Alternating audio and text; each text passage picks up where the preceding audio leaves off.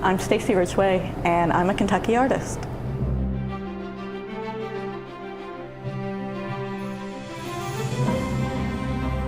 I am the manager of Access and Volunteer Services at the Kentucky Center for the Performing Arts.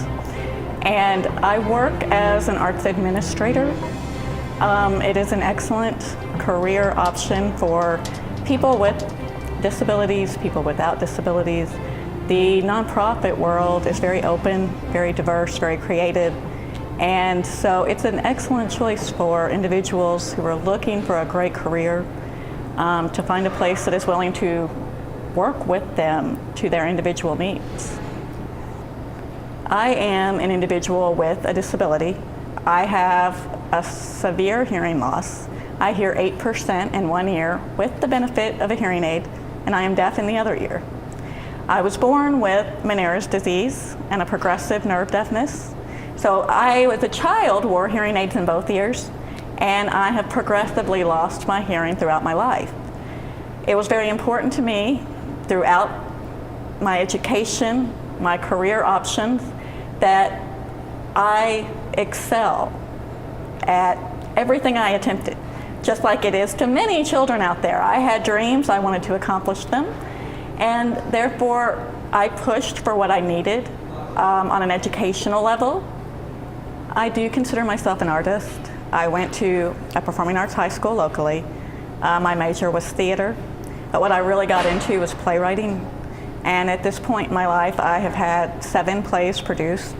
I've been commissioned to write 2 plays for a local school system. So as an artist, my inspiration has always been children. I have always wanted children to have the opportunity to try out new things. In high school, I wrote a play that was actually performed in sign language and cast children from a local school system who were deaf, and the entire play was performed in sign language without spoken language, which was an interesting experience for the audience, which was not primarily sign language users. That has always kind of led my love for the arts. And now as an adult, I've gotten into painting, and I tend to spend a lot of my free time painting, and for me that is almost therapeutic. It's a way to release the stress that can be associated with work and life and the challenges that we all have. So I do, even at this point in time, consider myself an artist, both a writer and a visual artist. I started out my career as an intern at Stage 1, and interning with Stage 1 kind of came from attending a performing arts high school. I had a love for the arts. So I went to college, I got my degree in public relations and communications, and decided that I would look for a career in marketing in the arts. Started out as an intern with Stage 1, learned about the extensive accessibility program that the Kentucky Center for the Performing Arts offered to people with disabilities, and thought that is the place I want to be. I was so fortunate that not long after I was interning, the position opened up at the Kentucky Center managing that program, and I applied for it. And it was a position where having a disability actually was an asset for me. So they were very interested in giving me that chance, and I started working for them and never looked back. As I got into the career path, was never shy about saying, this is who I am, this is what I need to be successful. But if you give me these tools, I guarantee you I will be successful. The challenges, of course, they're there. Of course, there are times it's very difficult. When I walk into a meeting with 16 people sitting around a table, I know this meeting is not going to be the easiest thing for me. And usually I find a friend and I say, take notes. And after the meeting's over, I review those notes, and then I go back and I email my questions to the people who I didn't get to ask them from in the meeting. I tell everyone I prefer to communicate by email, and my employers have always been very receptive to that.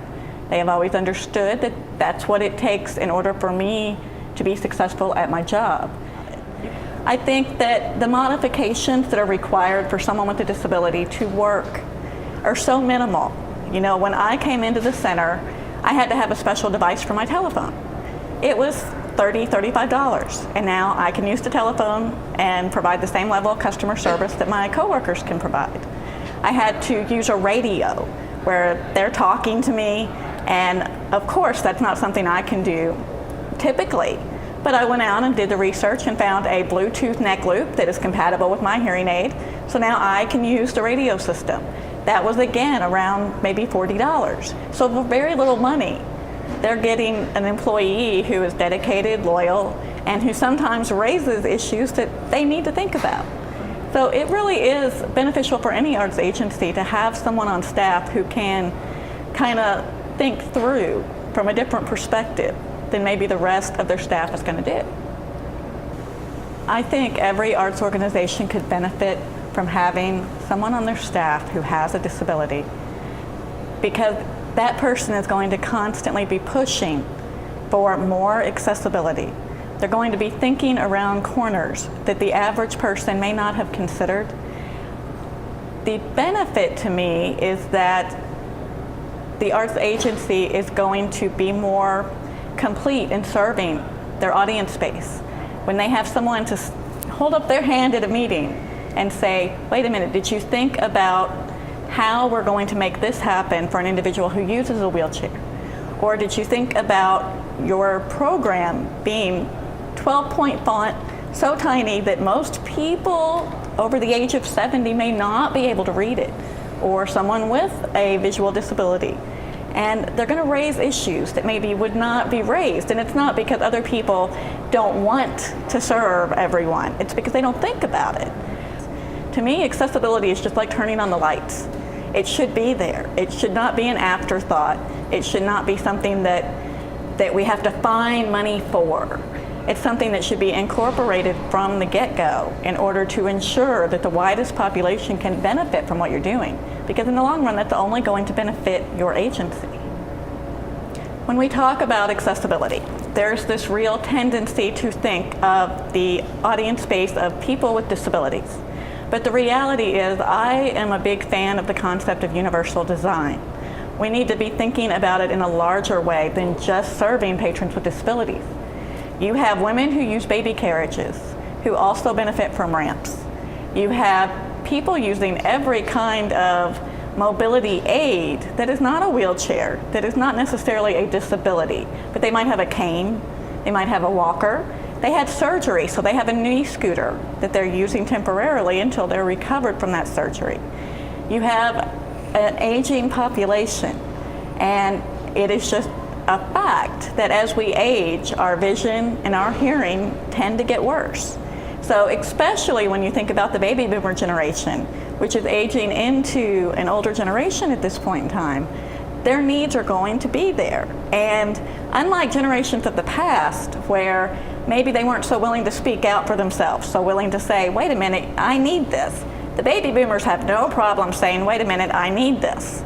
So you're going to get more and more demand to make sure that you are making everything you're doing at your facility, at your organization, at your museum, your cultural agency, accessible to a large number of people. They don't necessarily have disabilities as being self-identified as a person with a disability, but they do have needs, and customer service dictates we serve those needs. I think one of the issues that often arises when you're talking about the population of individuals with disabilities is there is a perception that these individuals do not have money to spend on arts experiences. And the reality is far removed from that. Individuals with disabilities have the money to go out and attend arts activities. It depends on your accessibility, on whether they're going to spend their money on your arts activities.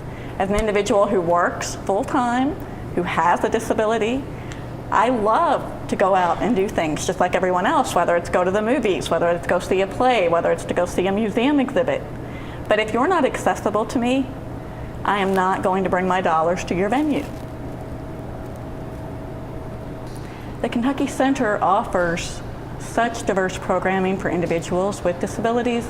Not only are they accessible to people with mobility disabilities, by having the various venues have wheelchair accessible seating in all seating levels, you have an option when you come to the center. You don't get stuck in one area that has a concrete platform with a folding chair. You get the option of being integrated throughout the house, just like the rest of the audience. They also offer excellent services for patrons who have visual disabilities or hearing disabilities.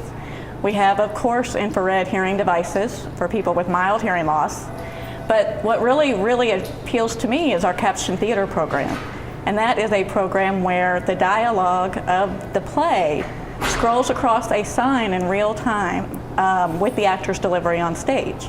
So as a person with hearing loss, that made performing arts accessible to me for the first time in a long time, and I love the caption theater program. Additionally, of course, you have sign interpretation for people who use American Sign Language as their primary language. So there again is another opportunity for individuals with hearing disabilities. But then for the services for individuals with visual disabilities, they offer audio description. We offer audio description where the visual elements of a performance are actually described to a patron via a little transmitter they wear in one ear in between the lines of dialogue that the actors are delivering. So it's not interfering with the dialogue, but it's adding that extra element to allow a patron with a visual disability to really enjoy the performance. So all of these programs are pretty amazing. Not only do we offer them here at the Kentucky Center, we also offer them for events at the Brown Theater. We offer them for Actors Theater of Louisville events. And we're out in the community providing the service to other arts agencies to ensure that the arts are accessible throughout Louisville to everybody. One of my favorite aspects of being involved here is when students come to see, for example, Stage 1. Then those students know when they go back to their classroom, thanks to audio description or captioning or the sign language interpretation, they're going to have the same chance on their assignments. They're going to have the same experience as their peers. When there is a joke on stage, they're going to laugh at the same time as the rest of their class laughing. That is so important to making someone's self-esteem, their self-confidence. It develops a child in a more complete way. I think that the arts are important to everyone in our community in a variety of ways. I think it is very important that children have exposure and access to arts experiences.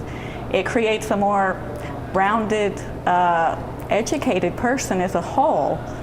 For adults in our community, we all love to go out and do things. We all have disposable income that we want to spend. And the arts should be an option for everybody who lives here, whether it is to go see a ballet, whether it is to go see or hear a musician. Everybody likes to go out and spend time with their friends, with their family, have that social opportunity, and the arts provides that. You add in the economic impact the arts provides to the community, and its jobs, its volunteers have a place to go and mingle and serve the community.